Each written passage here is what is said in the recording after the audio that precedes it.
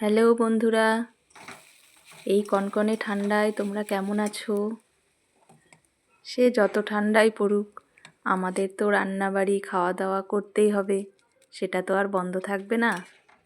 সকাল থেকে জলের কাজ করতে করতে হাত পা যেন অবশ হয়ে যাচ্ছে। তো সকালবেলা গাজরের হালুয়া আর রুটি খাবে। ঘরে খেজুর গুড় ছিল, সেটা দিয়ে গাজরের হালুয়া বানালাম আর আটা আর ময়দা মিক্স করে একসঙ্গে রুটি করছি। লবণ দিয়ে গরম জল দিয়ে মেখে রেখেছিলাম, একদম পাতলা পাতলা করে রুমালি রুটির মতো রুটি করলাম। বেশ নরম হয়েছিল।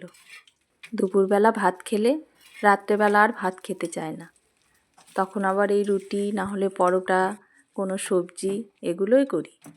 রাত্রেবেলা ভাত খেতে ভালো লাগে না ঠান্ডার মধ্যে।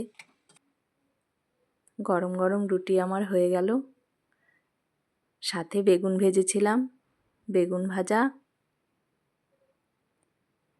আর গাজরের হালুয়া।